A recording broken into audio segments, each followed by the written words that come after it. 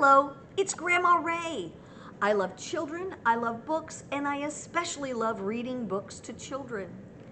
In this video, I am reading and recommending Detective Ted and the Case of the Missing Cookies. This book was written by Melanie, Joyce, and Mark Chambers. Here we go. There was a mystery at Edward's house. At nighttime, someone was creeping about. They chewed on cookies and nibbled at books. They left holes in slippers and Edward's old socks. The culprits came in the dead of night when everyone was tucked in tight. Look at that. There's quite a mess there, isn't there? I wonder who or what is doing that. There's one thing to do, Edward said. I'll have to be Detective Ted. I'd better hurry, there's not much time. I must follow the clues and solve this crime. He followed a trail of cookie crumbs that led along the floor, past the big potted plant and the blue bathroom door.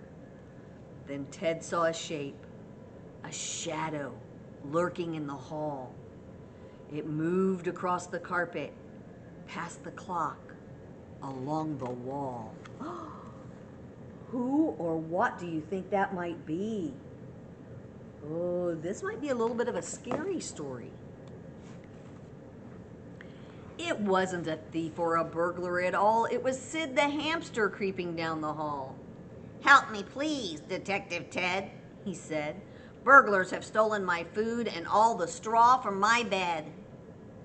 Then, at the bottom of the stairs, there was rustling and giggling, followed by pitter-patter noises and long pink tails wiggling. Suddenly, the kitchen door closed with a click. Come on, said Detective Ted. We've got to catch them quick. There they are. What do you think is downstairs? What has long, wiggly tail? It makes pitter-patter noises. Ted stood on a chair and opened the kitchen door.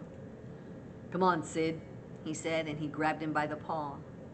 There, in the kitchen, were 3 burglar rats who had snuck in the back door and tied up the cat.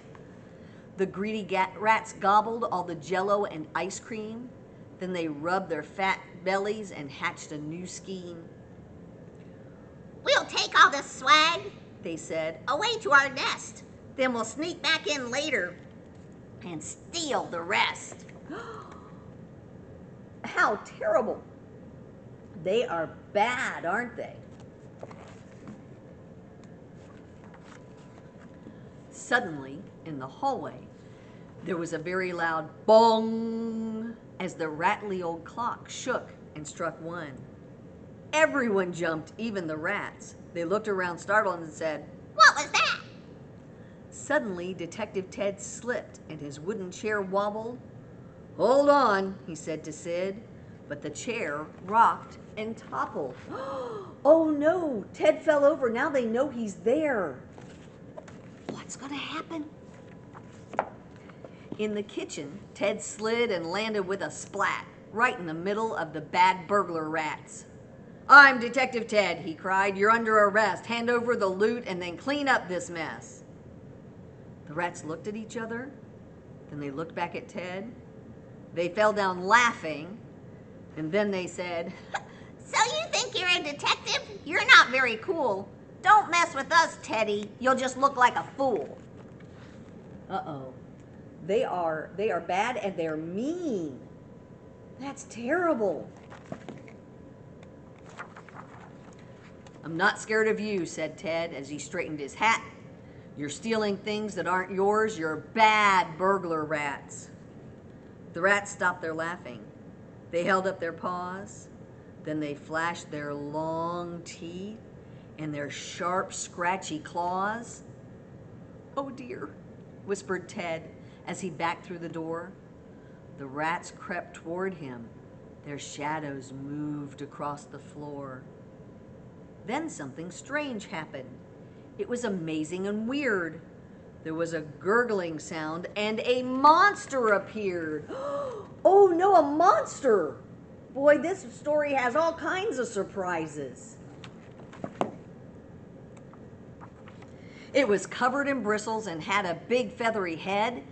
It rolled one massive eyeball, lurched forward and said, "Arg! Ah!" shrieked the rats. They dashed this way and that, then they darted and dived through the swinging cat flap. They scrambled and scurried and ran up the path. "Good riddance," cried Ted, "and don't come back." Here we go. Look at that monster. Huh. That's a silly looking monster, isn't it? Detective Ted smiled. "Come out, Sid," he said. Sid chuckled and shook the feather duster off his head. Those rats were just cowards. They've run off. They've fled. We make a good team, you and I," said Sid to Detective Ted. There was a mess to clean up they had to work on. Soon the morning would come and the night would be gone. Looky there, they're cleaning up, and that monster was just Sid in disguise. That was pretty smart of Sid, wasn't it? He's a smart hamster. So they untied the cat and turned off the lights. Then they all trudged upstairs and said good night. Soon Sid was snoring, and so was the cat.